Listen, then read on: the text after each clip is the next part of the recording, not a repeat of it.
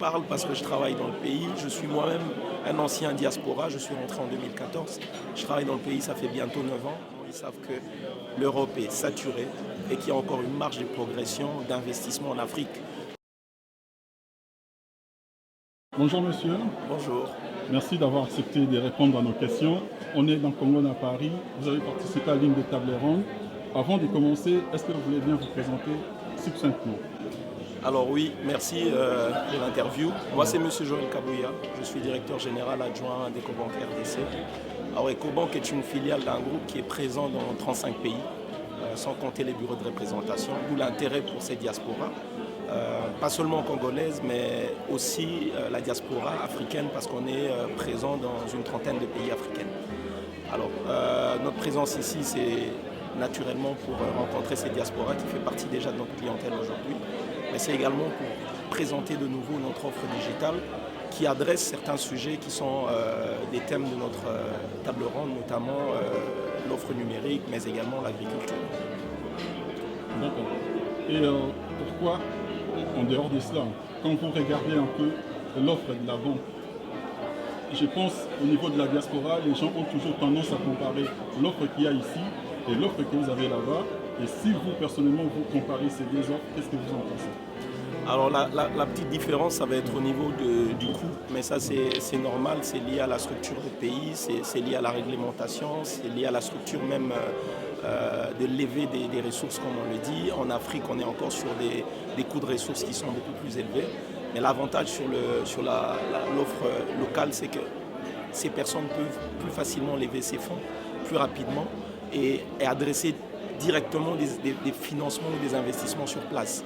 La problématique avec la levée des fonds ici, si c'est pour un investissement en Afrique, ce n'est pas tous les banquiers qui vont accepter de les accompagner. Alors que nous, étant sur place, on peut financer des activités qu'ils peuvent directement faire sur place. Donc je pense que c'est à ce niveau-là que se trouve l'intérêt. La plupart de la diaspora aujourd'hui veulent rentrer au pays, ou au moins lancer un business dans le pays. Et nous, on a, de ce point de vue-là, une offre qui est meilleure que ce que les banques ici en Europe peuvent faire. C'est-à-dire que EcoBank arrive aujourd'hui à financer, que ce soit des projets professionnels ou des projets personnels? Tout à fait. Tout à fait. Aujourd'hui, quand un projet est bien structuré, avec un business plan, une visibilité, EcoBank est la banque qu'il faut pour le financement. Et pourquoi EcoBank, pourquoi pas d'autres? Non, toutes les banques, je pense, le font aujourd'hui, mais je pense qu'EcoBank a l'avantage d'être un grand groupe avec un grand nom derrière. Vous savez, le groupe EcoBank, c'est un des top 10 de groupes bancaires en Afrique. Donc c'est une structure qui est assez importante avec des actionnaires derrière. On a par exemple Netbank, on a Qatar National Bank, on a Arise. Donc on a des grands actionnaires derrière qui acceptent ce genre de risque et qui nous accompagnent dans ce métier-là. Alors on n'a pas la chance d'avoir tous ces actionnaires ou des actionnaires semblables dans toutes les structures.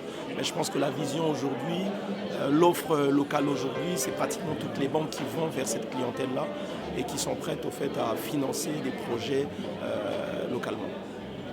Et en termes de sécurité, j'en discute pas mal avec des gens aussi. C'est comme s'il y a un petit problème comme ça de fiabilité, de sécurité, à partir du moment où quelqu'un dépose son argent et les individus arrivent à récupérer cet argent très facilement. Et après cela, il n'y a pas de suite la banque ne rembourse pas. Et, voilà. Non, je pense qu'il y a peut-être des cas isolés comme ça, mais en général non, parce que les banques aujourd'hui sont assurées. Et je pense même le risque de faillite que les générations avant ont connu est très loin de nous aujourd'hui. On a en face des banques, en tout cas pour les banques les plus importantes du pays, c'est des banques qui ont derrière des actionnaires, des réseaux internationaux. Et même les banques locales aujourd'hui, c'est des banques avec un niveau de fonds propres qui permet de sécuriser l'épargnant. Aujourd'hui, on a moins ce problème-là qu'il y a peut-être une dizaine d'années. Je pense que c'est quelque chose qui a traumatisé les gens et qui est resté dans la mémoire collective, mais c'est plus d'actualité dans le pays. Je vous parle parce que je travaille dans le pays. Je suis moi-même un ancien diaspora. Je suis rentré en 2014.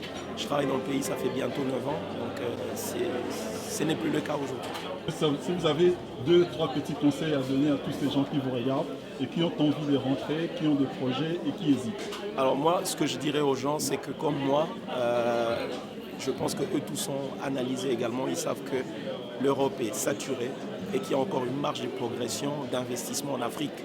je leur demande de prendre le risque, même si ce n'est pas forcément pour venir s'installer, mais essayer d'installer des business, essayer d'installer des investissements. Et pour ça, ils peuvent se faire accompagner par des banques, Ecobank ou d'autres banques, mais qui commencent à y penser aujourd'hui, parce qu'il y a beaucoup de choses à faire sur place au pays, qui aujourd'hui, ici, c'est des segments déjà saturés. Donc voilà, je vous encourage vraiment à venir au pays et à essayer d'investir dans le pays. Joël Kabouya, merci. Je vous en prie, merci à vous.